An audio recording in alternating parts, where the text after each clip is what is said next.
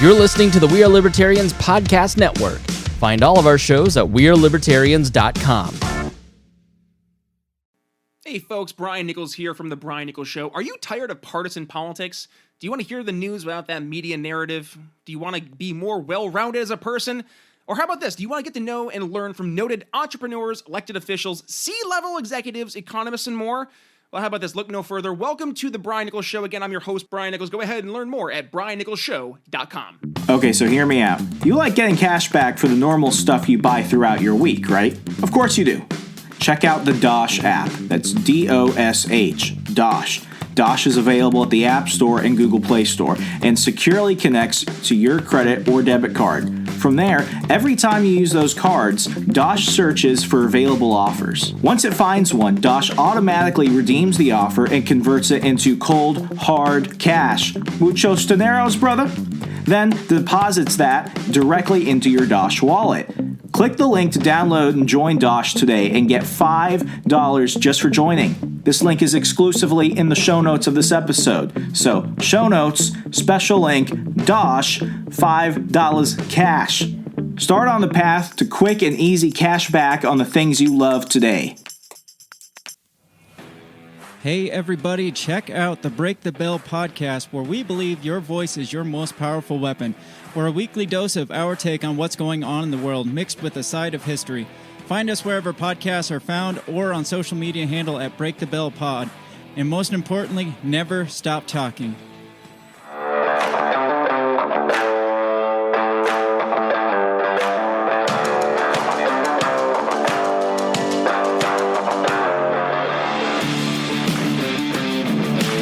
Prepare yourself.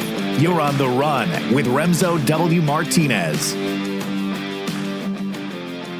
The days are counting down.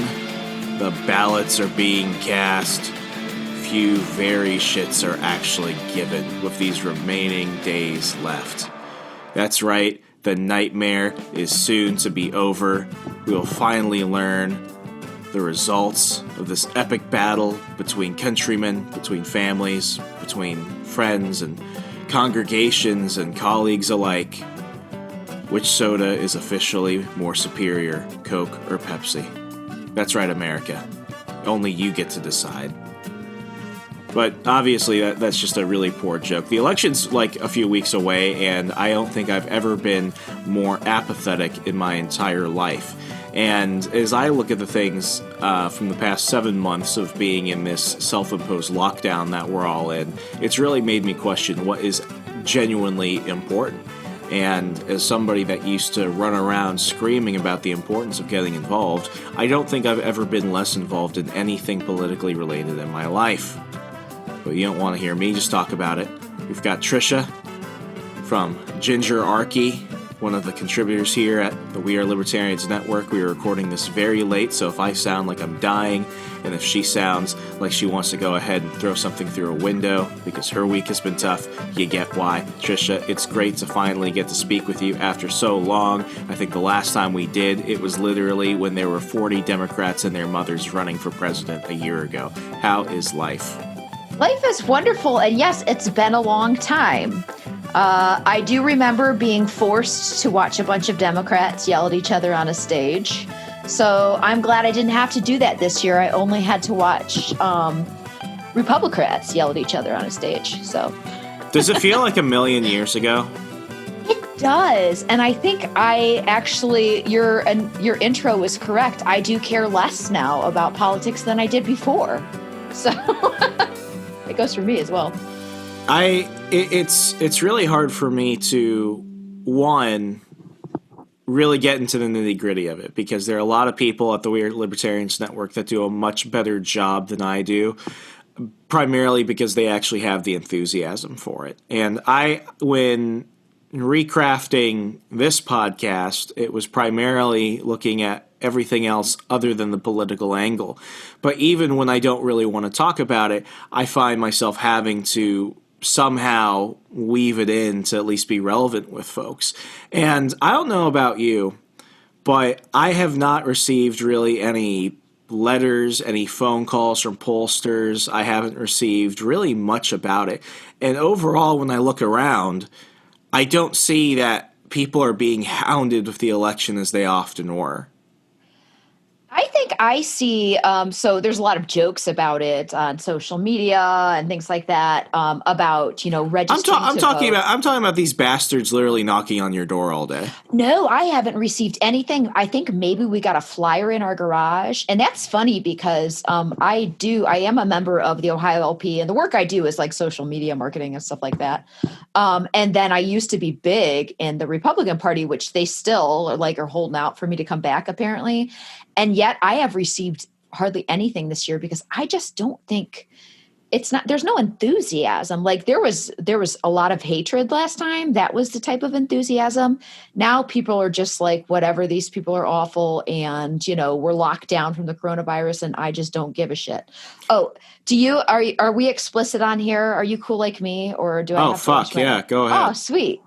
God. Let your freak flag fly. I don't, how do I find the right way to put this? I think one of the benefits of coronavirus is that it's made people care less about it. Probably, although some people do equate politics with how it's being treated. And I guess there's something to be said. There's some truth in that. But I don't know. Politics it's in everything. It's going to be in every decision that somebody in the government makes. So just to say that this is purely political and everything's going to change after the election is really naive, I think. We're recording this a little bit before Halloween, and as a giant nerd, I've been trying to find literally everything online to distract myself, and I saw that cult classic Elvira, Mistress of Darkness, actually came out with her quarantine Halloween special. Oh, and I'm like, I'm actually like, I'll watch it, and for the most part, it's exactly the type of music video you would expect from her. Just mindless entertainment. I'm watching it. I'm like, okay, I'm cool with this. Then she starts dropping a bunch of Trump jokes, and it's like, dear God, like nothing is safe. Nowhere is safe. You can't go anywhere and avoid it. And for the most part, I don't care about her politics. I don't really know her politics, but it was a couple of Trump jokes and nothing for Biden. And it's like, Elvira, why do you have to suddenly be like that? Like, come on. Yeah, it's funny because having been a neoconservative and really active in the Republican Party and just in politics in general before, and now I'm an anarchist, I still get a little annoyed depending just on that whole media, there, especially entertainment. I don't want to necessarily say media because there's plenty of right-winged media. But it's just like you can make fun of Trump, but nobody really does it about Biden, or it's a token joke on SNL or whatever. And the problem for me mostly is it's not that funny. So you can take a comedian or an entertainer that's decent, and they're forcing these jokes about Trump. Some of them are funny. I mean, some Trump jokes are funny. Like if they're funny, they're funny. But just insulting him alone is not the same as being funny. Right. Or insults that could really go all around for any politician. It's like, well, that's kind of like everybody. If they were, really hitting Trump on the good stuff, then I'd be laughing. But nobody seems to insult him for good reason. It's for stupid reasons. Did you watch Bill Burr on SNL? So this is the thing. So my husband is a huge Bill Burr fan. We like really dark comedy. Like Stanhope is my dude. My husband's a bigger fan than I am. So we just caught some of the skits. I hadn't seen the beginning monologue. The cold opening was it good? I laughed my ass off. Okay, and because the skits were shit. They were so PC, and I was like, what did they do to Bill Burr? Like, this is not funny. It's politically correct. You're trying to make like a lot of this stuff. It was forced to me. So I'm glad that the beginning monologue was better. Let's see if I could pull it up. Let's see if I could do that. This happens live, Sweet. Folks. We're gonna figure this out live. Do you want me to like sing while you're doing that, or talk about abolishing the government or anything? I don't know. That? You got any Elton John?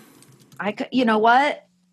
I'm a big fan. Did you see Rocket Man? I fucking love that movie. I didn't get to see it yet. I saw it 3 times in theaters. That's how much I liked it. Oh, did you? It was genuinely that good.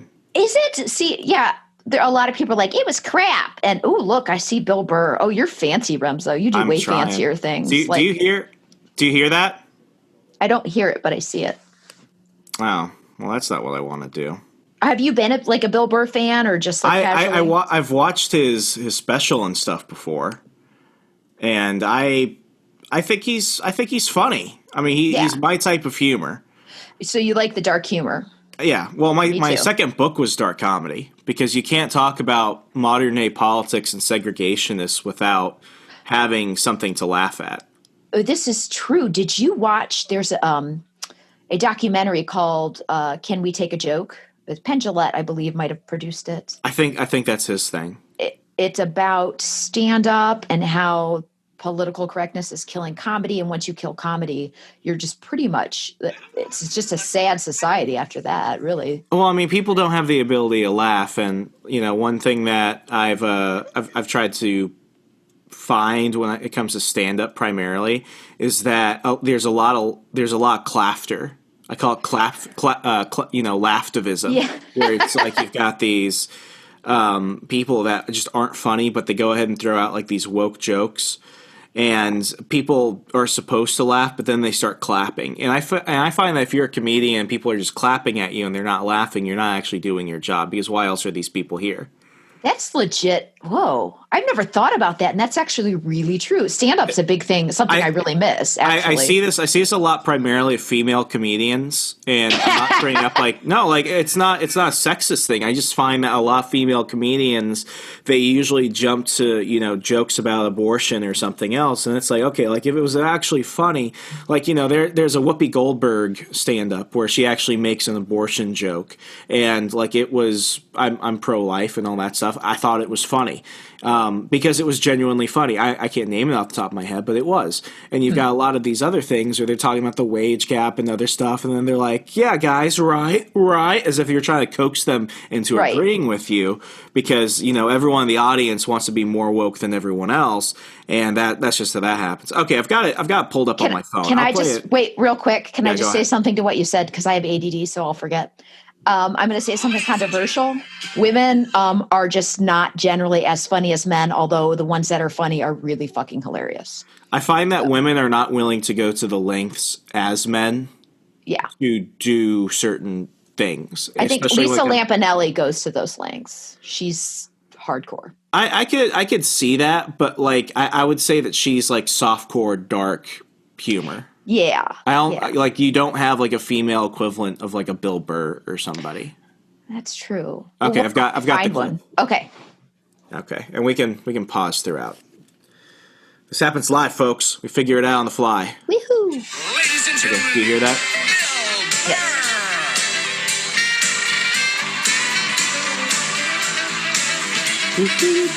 Oh god, they're wearing masks. They're all social distance. This is like apocalypse SNL. It's weird.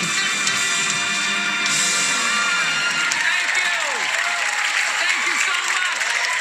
Thank you. I am so Could you imagine him with hair? I've been doing stand-up forever. And this has always been a lifelong dream of mine to come here and host Saturday Night Live. So thank you so much for coming out. All 7 of you. Yeah. The band has to clap extra loud. Times, you guys all look like surgeons with your masks on. Makes me feel comfortable that you're wearing masks. I like people who wear masks. That's good. You're listening to the eggheads, the people we all cheated off of in high school, right? Keep listening to them. And then if you don't wear a mask, that doesn't bug me either, right? Take out your grandparents. You know, weak cousin with the asthma. I don't care. It's your decision. There's too many people. Okay, I'm pausing. That right there, that caught me so off guard. I don't know. I might get kicked off the network, but I have to say, like, that's I like that kind of dark humor. I was cool with that. Like, I haven't heard anyone say it. We've all thought it at some point. Like if I could just cough on the right person, my life would be easier. Yeah.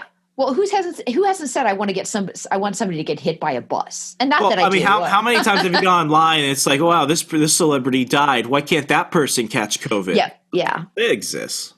If you're that dumb and you want to kill your own family members, by all means do it. Stops you from reproducing. It's literally a dream come true.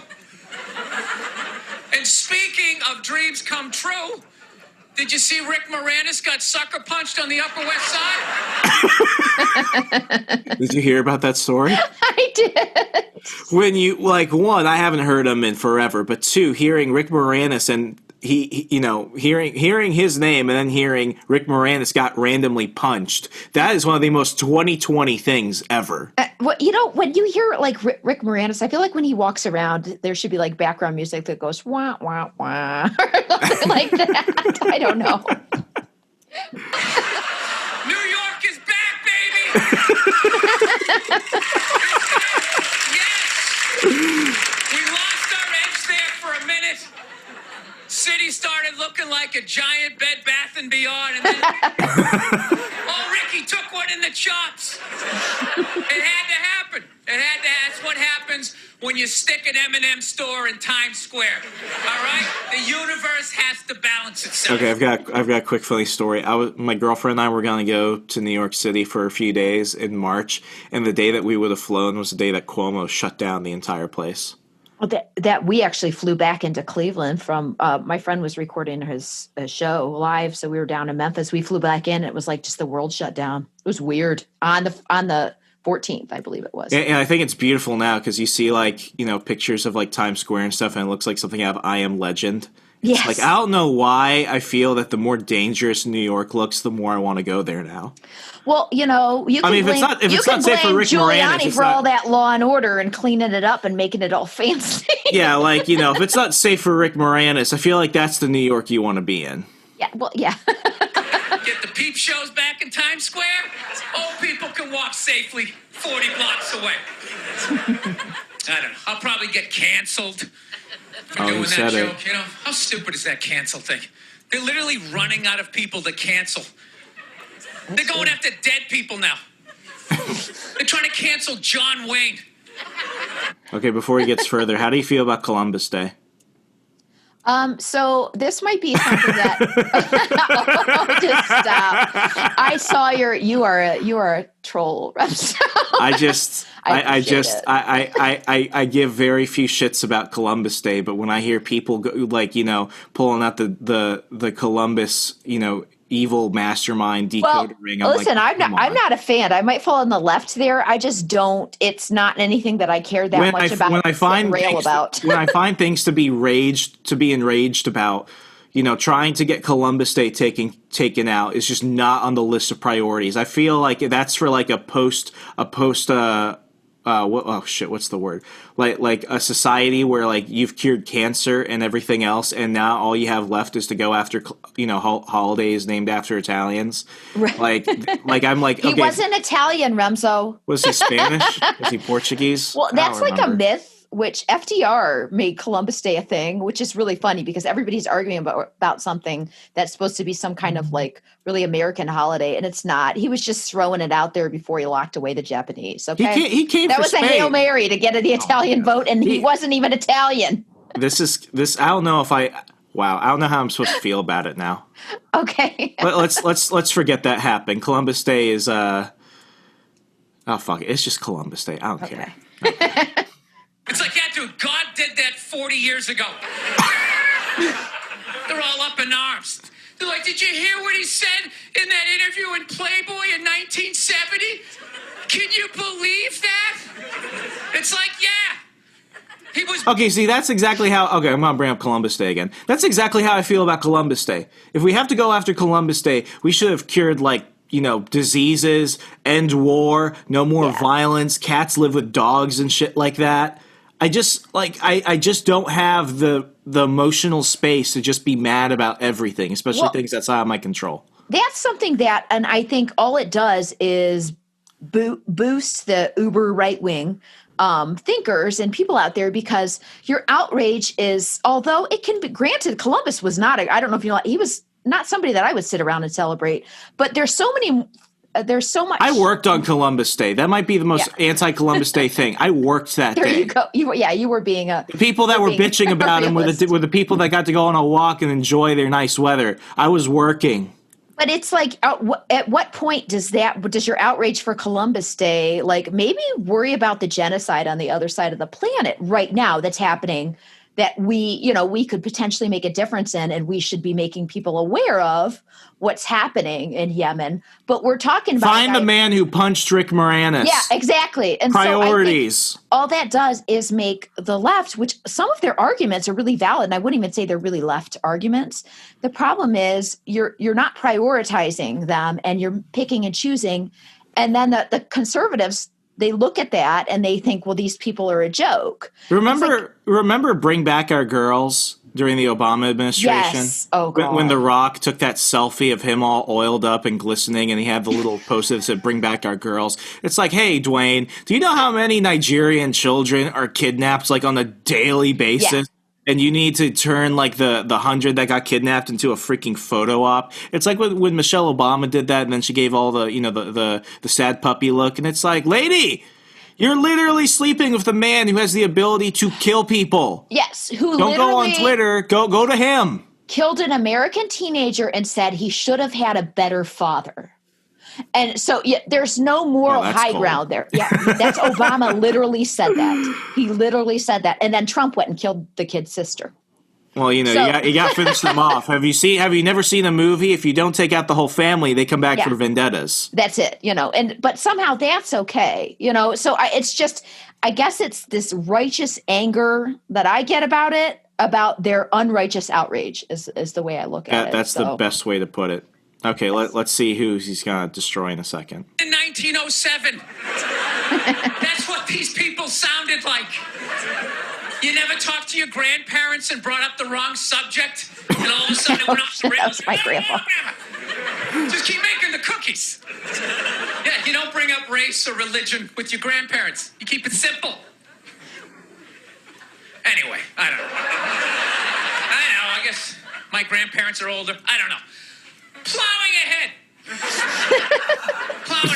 Let's talk white women here, shall we? Oh man. So this is gonna be good. Women, amazing your accomplishments over the last few years. I got to tell you, the way white women somehow hijacked the woke movement, generals around the world should be analyzing them. Just to refresh your memory, the woke movement was supposed to be about people of color not getting opportunities, the at-bats that they deserved, finally making that happen. And it was about that for about 8 seconds. And then somehow, white women swung their Gucci-booted feet over the fence of oppression and stuck themselves at the front of the line. I don't know how they did it. I've never heard so much complaining in my life from white women. Oh, my God. It is so true, though. Oh my gosh! At some point, do you think, are you looking at yourselves and realizing how ridiculous you look? Like, I'm embarrassed for them. I'm embarrassed for them, and I'm a white woman. I put a lot of white people into that category. I think white women are more egregious when it comes to being like, the white messiahs for minorities across America. But like, you see this with a lot of white men too. And what I find hilarious is that they're always screaming about white supremacy and stuff like that. But it's like, you're the only one that, like, maybe it's because I basically live in a basement now. Because of how the world is, but like, look at you. Yeah, you're a real libertarian. I'm growing out the beard, but I don't have the ability to grow it that far. But like, it's like the only people I see who shout out anything that's remotely like, pure white supremacist propaganda are the people constantly screaming about how black people are, getting attacked purely because of their skin color, and the only way that anything will change is when enough white people get their act together to do it. It's like, dude, you're basically saying that you're the end all be all. You can only be the hero for all these people. It is. How about you shut the fuck up? It's really frustrating to me because I've worked in Northeast Ohio about like bail reform. Are there black people in Ohio? There's a lot. Okay. And it's so the black people that work in the movement and try to change the laws and fix the system. It's the kind white of like people want to be on camera. Yeah, it's kind of a slap in the face. I've worked with the Young Communist League in Cuyahoga County for jail because the jail there is disgusting. They hold nonviolent offenders on bail and they die in this jail. It's just a disgusting place. But it's like all these young white kids that are really privileged that go to one of the universities up there, get in front of the camera, you're right, and do all this and act like these people that are trying to change legislation, talking about their loved ones, that may have died there, and doing things. And it's like, but they couldn't. It's like almost like, well, aren't you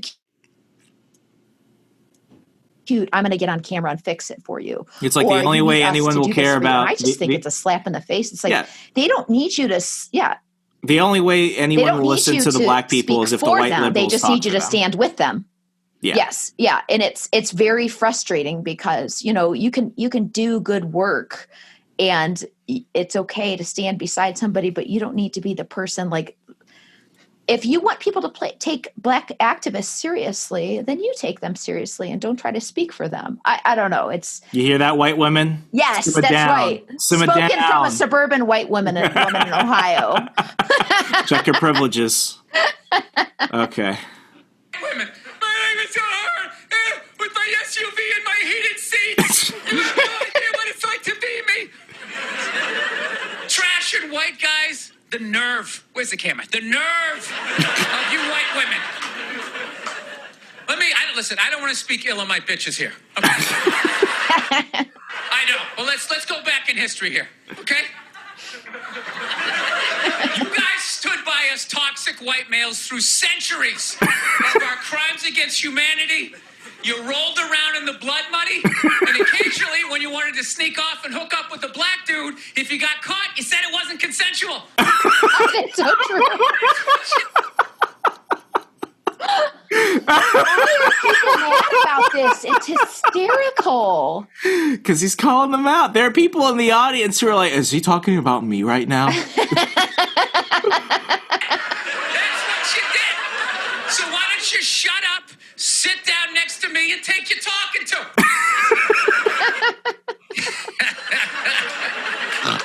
I'm sorry, I snored. I haven't been in New York for about a year. I was here last year. I was shooting a movie. Had a great time with Judd Apatow, Pete Davidson, and all the guys. Yeah, had a great time. And I hadn't been here in like 13 years, and I immediately noticed how extra crowded the city was. And I was getting all claustrophobic. I'm like, what's going on? How much are people not using safe sex and making all these babies, So I finally walked up to this old New York door guy, and I was just like, dude, what's going on? What's with all these people here? And he was just like, oh, no, don't worry. He goes, it's June. He goes, it's Pride Month. Oh, no. I'm like, what's that? Oh, shit.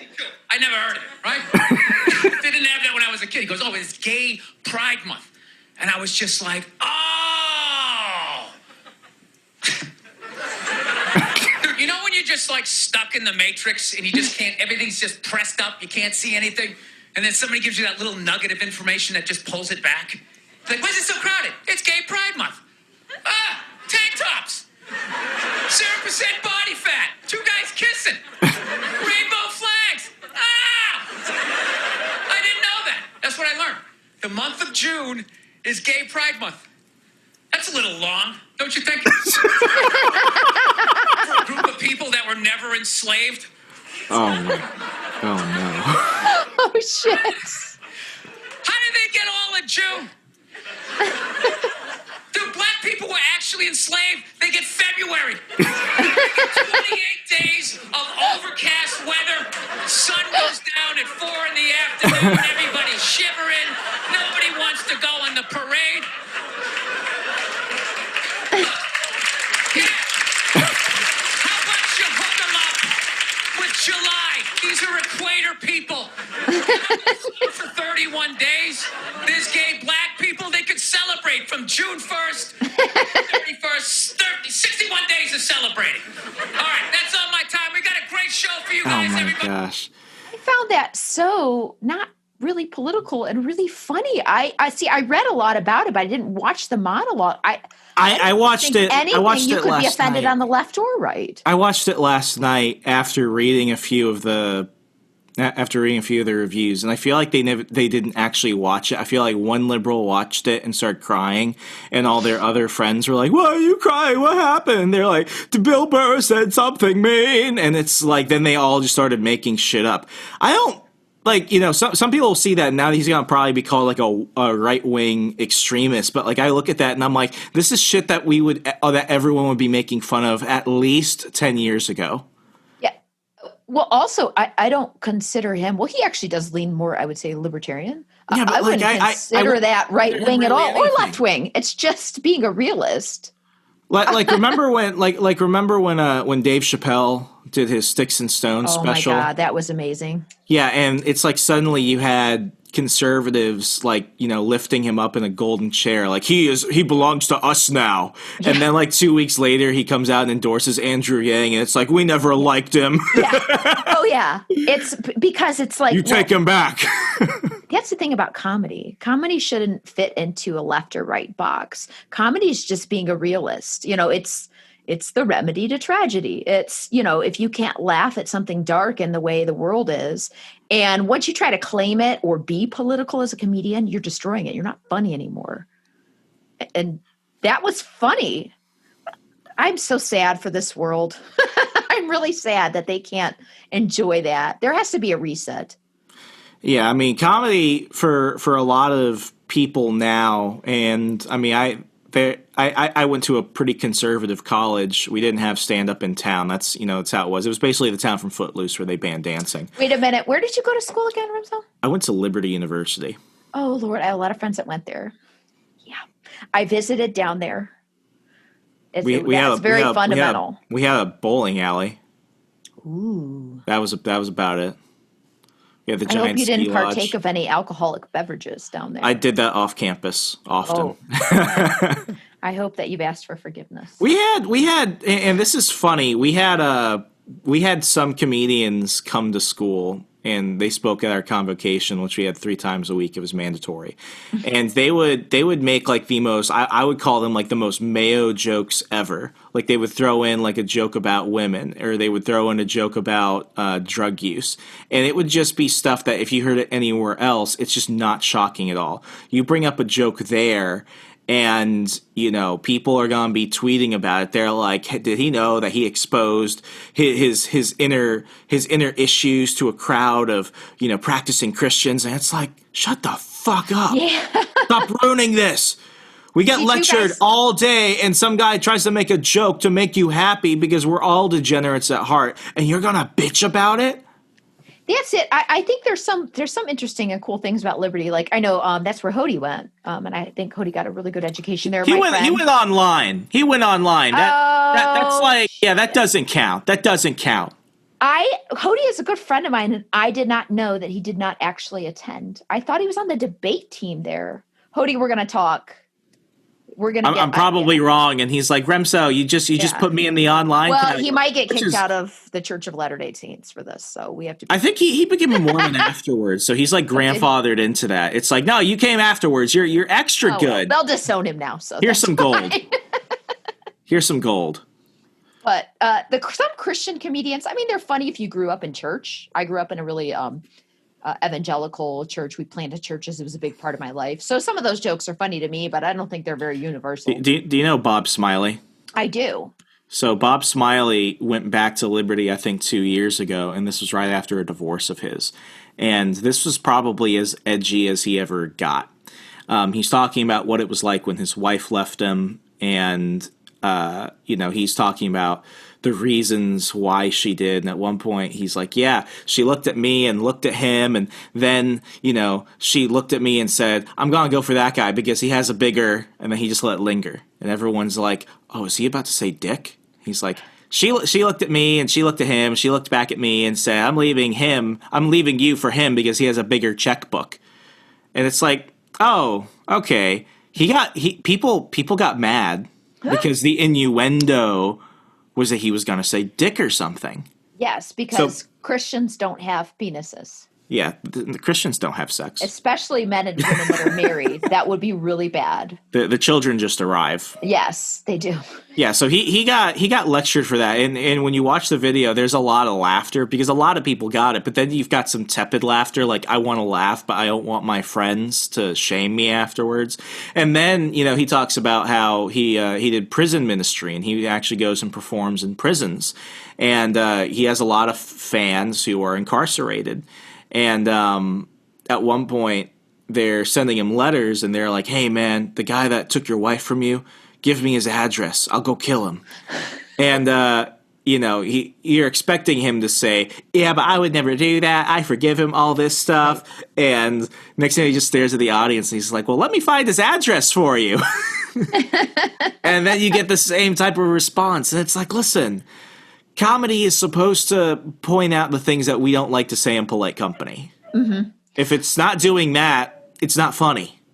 Well, what's funny is I found growing up in that real right-winged evangelical American Christianity is that they would laugh at that were they in a secular setting, like a place that wasn't. They would completely laugh at that. But you're conditioned to look a certain way in front of Christians. You don't want to do it in front of the people you go to Sunday school with. Right, which is just really it's against the teachings of Christ. Not that you want around and be, live in debauchery and that kind of thing, but it's like you want to be a realist. He didn't hang out with people. I guarantee you, when Jesus is hanging out with his disciples, they were making some pretty funny jokes, and it wasn't all about, the Sabbath. So you're telling me he hung out with a bunch of other dudes and a woman who everyone is calling a hooker, and they don't find some amusement in that? Yeah.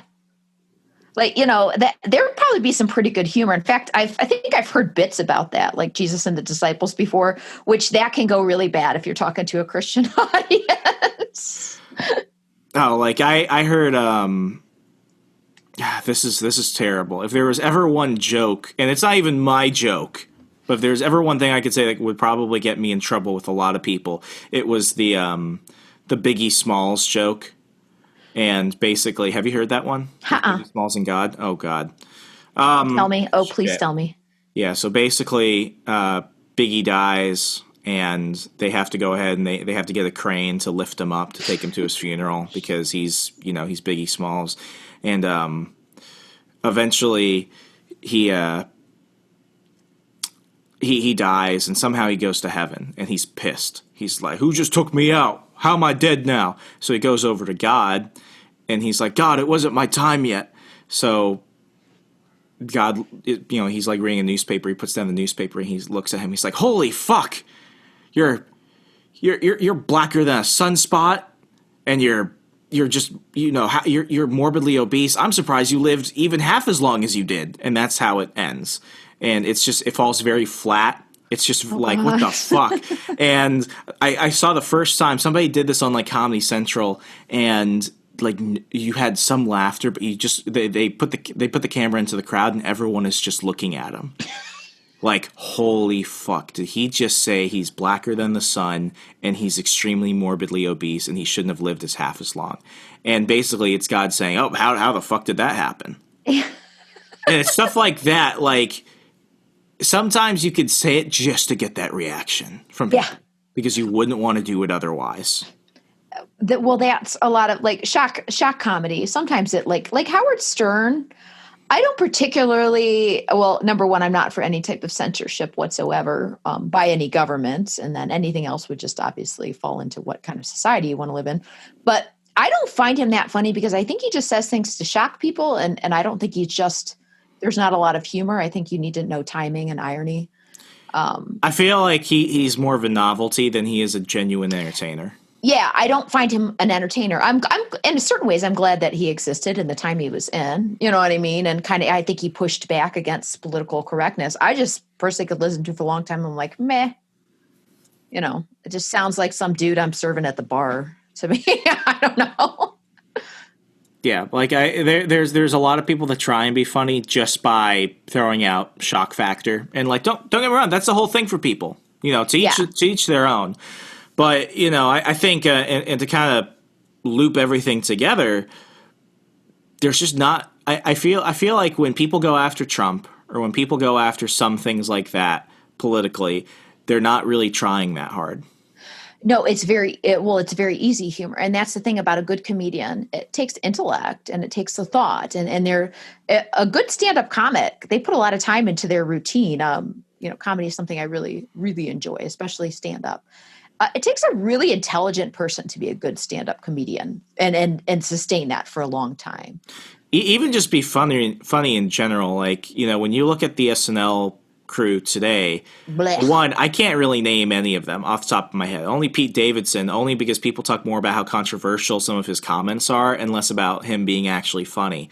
Yeah. I watched the original Ghostbusters for the first time like 3 years a week ago, and I'm looking at Bill Murray and the other guys, and it's like they were genuine comedy geniuses, and I don't know if there's really anybody like that today who can be added to like the same league as them. Well, gosh, I think about probably one of my favorite, just writers and comedic script writers and screen, Mel Brooks. That man just thinks on a different plane. He's freaking hysterical. We don't really have that today. And I think that anybody who would be like him would be scared. Do you feel that Young Frankenstein could be made today?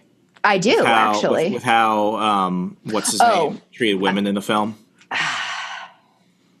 Because there's a lot of sexual innuendo and jokes in Young Frankenstein.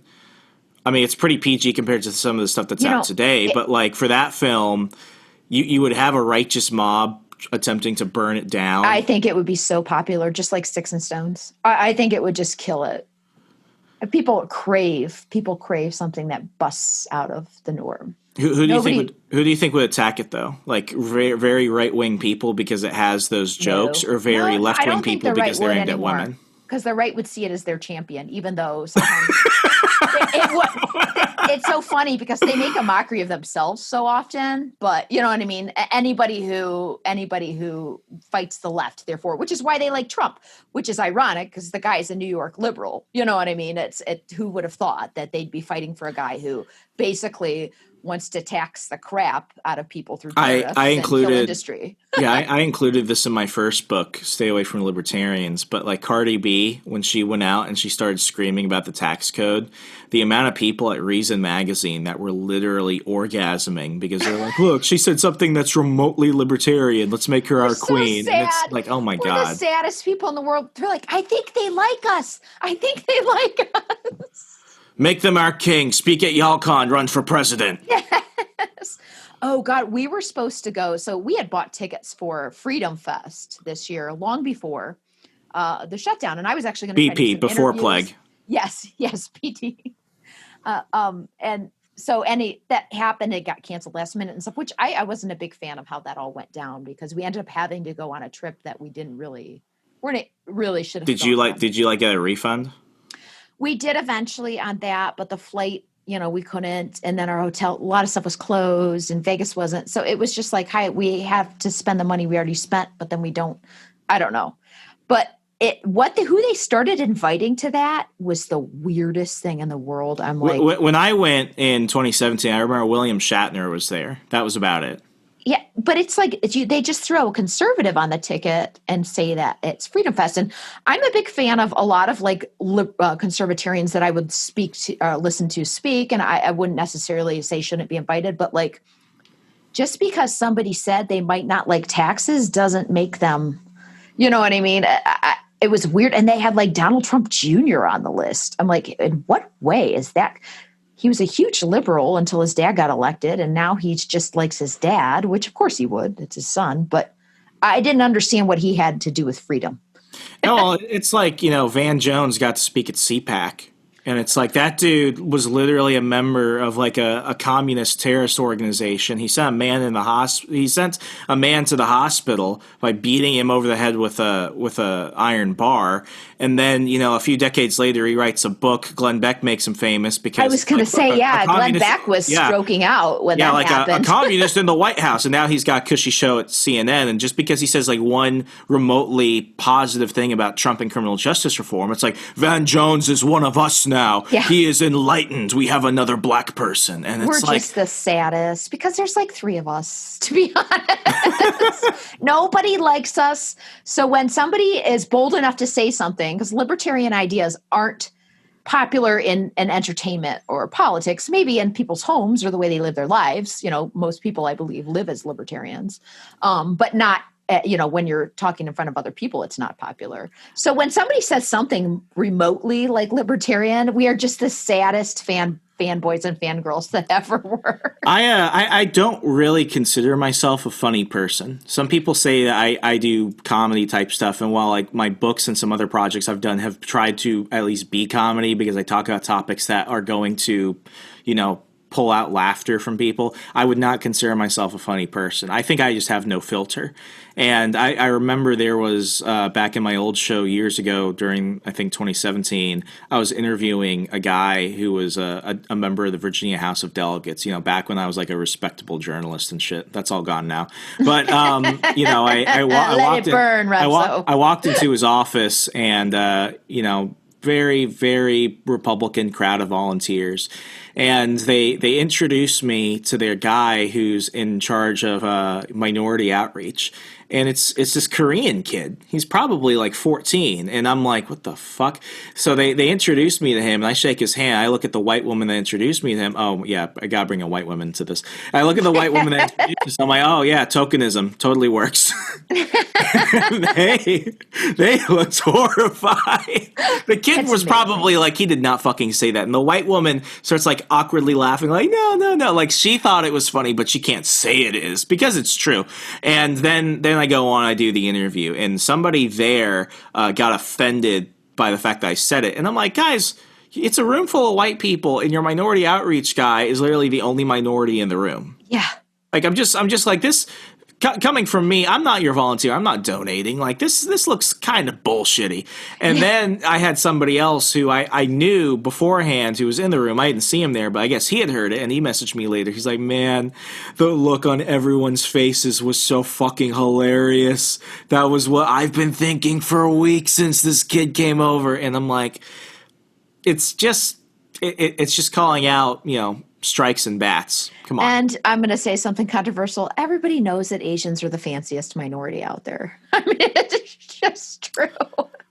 They stick together. They get good jobs. They have very low crime rates and excellent credit ratings. So I love Asia. I love people of all walks of life, shapes, races, creeds, whatever. But they're doing okay for themselves. They're all right. they're like as little. As if we could show up in the news as little as possible, the better. Yes. Yeah, maybe they know something we don't. I always feel like maybe they're just laughing at all of us. Oh, they are. They are. I grew up where I'm in Northern Virginia. It's like little Koreatown. It really is. And they know all the stereotypes. They laugh at everybody. Oh. It's funny because they own all the Korean supermarkets, but it's the Mexicans that stock the shelves. It's just how it is. And you look at it and it's like, wow, this is strange. I don't know if I can make a joke about it, but it is kind of funny just at face value. It is. It's funny. Something I learned, like just we're talking about culture and things like that. Having grown up I wanted to put everybody in a box. I was very, the right is right. And I'm not going to think too deeply about my philosophy because, that might make me change my mind. And, so I've got this idea of Mexicans being illegals, that whatever. And what's really funny is I ended up just having to I delved into actual Mexican culture and realized that, these people are really conservative. And I find it funny that conservatives are so scared of Mexicans. The only reason that the Mexican people that are over here don't vote conservative is because of immigration policy. And a lot of them do actually vote conservative. And like if Republicans just changed that a little bit, they would own that voting bloc. Here's a question. Have you ever seen a homeless Mexican? No. I was born and raised and grew up in a border town. And I've never seen a homeless Mexican in my life. I've never thought about that. I really haven't. I think, okay, this is my controversial statement of the day. Say it. I think homelessness is generally a choice. I do, to a certain extent. I do. That's not to say that I don't believe in helping the homeless. But it's so funny. I just had this conversation with my husband. You're not allowed to criticize homeless people. Oh, I definitely think you can criticize anybody for anything. Yeah, but you say it out loud and everyone will shame you. I a while ago, and this is like I'm people call me the guy that hates homeless people. I tweeted out like, maybe homeless people are homeless by choice. And everyone, the left, the right, furries, you name it, they showed up. And they're like, you can't say that, this. And I'm like, we're in America. There are more than options out there, public and private alike, to help you not be homeless. So I think there's a class system to homeless people. So they fight. Oh yeah. Well, have you ever seen them fight over? My suburban town, if somebody's homeless here, they're full of shit. They're lying and they're trying to get money. Yes. You go to the off ramp on the east side of Cleveland. Dude's legit trying to get a freaking place to stay, and if you hand him food, he's going to eat it. So do I think both of those people are equal? In no way, shape, or regard. Right. Do I think they're equal? A lot of them, too, I think are veterans that have addiction issues, which was really horrible. Yeah, like a lot of homeless people, they suffer with either addiction or mental illness. But, like what you said, when I see a guy who's like 300 pounds pulling out an iPhone standing in a medium next to a Northrop Grumman building in Walmart, I don't buy it. I really don't buy it. Oh, yeah. No, I would agree. And I think, also, white people have the luxury of pretending to be homeless. That's the thing in my town. So I'm in my local political group, and of course I get called a liberal all the time because I live in Trump country, which I'm not at all. In fact, a lot of their ideas would be considered much more liberal than mine, but they don't see that. But they're just so afraid of these homeless people. And I'm like, the dude is like, don't make eye contact with him. I'm like, don't talk to him if you're that afraid. And they don't understand. And then the white lady jumps in and she's like, maybe if you tried to give him groceries. I'm like, he's had a bag of groceries standing beside him for 2 weeks. I'm like, y'all take your guilt, go up to the east side on the off ramp of 71. You give that guy the groceries. He's going to bust the can open with his knuckles and eat them then everybody's happy. Because I don't know, if people can't see the nuance of a situation or understand that, it's not all like you see on Fox News or MSNBC. There's moving parts to everything. And just because one side says something doesn't mean it's all right or it's all wrong. But heaven forbid we think like that, because, that would take some time and effort. I saw two homeless people fighting recently, and you brought up the class system amongst homeless people. I think there's like a secret homeless people union where they actually separate out who gets to go where to go beg. Listen, I listen to a lot of NPR that actually exists, Remso. I'm not even lying to you. What the hell? It exists. They're homeless, but they have the comprehension, the ability to unionize. That have a government job that advocate for them. Like it's a government job. What do they do? I'm not really sure. Maybe how about they try to stop making them homeless?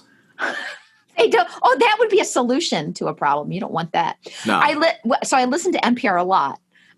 Partly because it gives it for the shits and giggles. Partly some of the reporting's decent, or especially like the in-depth shows. I like a lot of the art shows. But they were talking about why the whole problem of this one podcast episode was why don't more homeless people vote? These are serious they people. They don't fucking have a home. These are serious people with like college degrees, mortgages. Oh, yes. They're supposed to help us think about women. It's white women with hyphenated names. Ironically, I have a hyphenated name. And it's men with a lisp. These are all podcast hosts.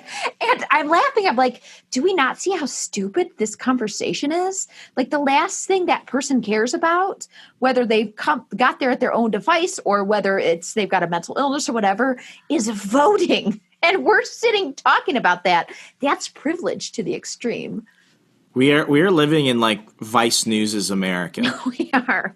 There's this thing I saw a while back where it's like you can ad lib your own Vice News article, and mine was like, how are the non-binary transgender lesbian drug dealers fighting homophobia and Islamophobia in Ukraine? That's probably a story though. It's probably real. If you go and Google that verbatim, it'll probably pop up. Yeah. Well, and also it is about zeroing in on issues. And here's the thing. Maybe some of those issues actually exist, but numbers and statistics are important. That's something I do think that the left doesn't do. And the right will just say, well, this I don't experience, so it doesn't exist at all. And then the left will say, well, this is a problem. And it's like, it's not that it doesn't exist. It's that if 1% of the problem is this and 99% of it is solving the problem, I'm sorry, I'm going to play the numbers game and solve that problem first before we can even attack what the non-binary random person, trying to do whatever is trying to do. Like, am I going to discriminate against them? Absolutely not. I have better things to do with my time. And you do you, and I'm going to do me. But it's like, I don't know, we pull out these what ifs. Liberals do that a lot. And then conservatives make a joke out of them. Ironically, I could make a joke out of conservatives every day because they're characters of themselves. But that's the thing, though. We have the ability to make fun of ourselves and make fun of everyone else. Yes. Libertarians, it's one thing. We hate each other more than we hate everyone else. Yeah. I don't know if that's a good thing or a bad thing, though, honestly. I just gotta take it what it is at this point. Yeah. I've been called a neocon and a communist within like a 24-hour period. Oh. And it's funny. Like I don't know if these that makes you a real libertarian. Yeah, like I don't know if it's like, just people that follow the We Are Libertarians page and stuff, or if it's actual listeners, because I feel like I think the stereotype I have is being very right wing, and I feel that if people actually listen to what I had to say or looked at anything I've ever done, they'll realize that's really not the case. Right. Well, I would say, like, especially I see some of the numbers that Chris does with now social media has morphed quite a bit, and it's not people on social media that are listening, and the network actually does. I don't think people give Chris enough credit, or We Are Libertarians, because they might know it from social media and don't understand. It gets really good numbers, and Chris has built this network over a long time. It does well on its own, standalone. So I think a lot of those people aren't listeners, so they'll just do what everybody else on social media does, and they'll see the title of an article or the title of a show or hear what somebody else says, and then they'll post their opinion about it. In fact, somebody was saying the other day that, which is funny because I do a podcast and I'm on them and I enjoy them, but podcasts are for people that don't want to read books. Maybe I that's totally true. 100,000,000% agree with that. Which is so true, because I'll be like, do they have the audio? Like, somebody will mention a book. My husband's a huge reader. He would rather read it in print, in his hands too. He won't read a digital book. But I'm just like, do they have that book on tape that I can listen to while I'm driving somewhere? I don't know. But we live in a weird world. But I think it is a great place to wrap things up. Do you think we'll ever be able to laugh at anything again after the election? What I'm hoping for is, yes, I'm hoping for a reset. And I think that the anarchists are going to lead that. All 6 of us, we are ready. I think all 4 of you will be good. Yes. Well, and I'd be the one female anarchist too. So there you go. And I can represent everybody. So then you could fight the blonde that shows up. It'll be a death match. There can only be one. Dying.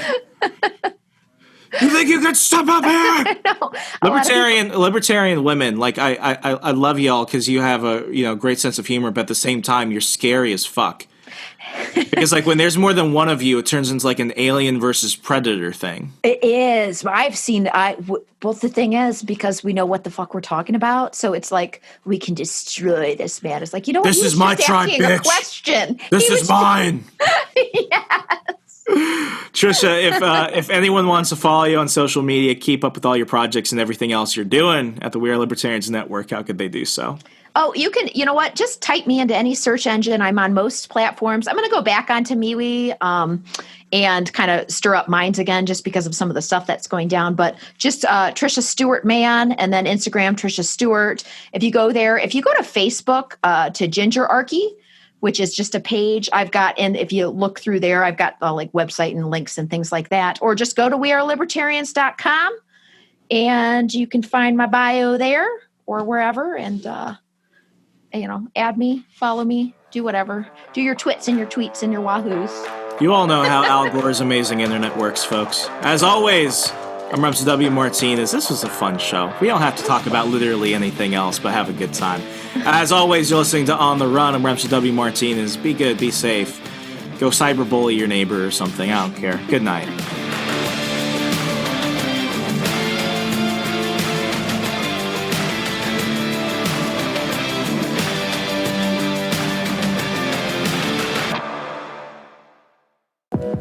Check out our other shows and more from the We Are Libertarians network at wearelibertarians.com.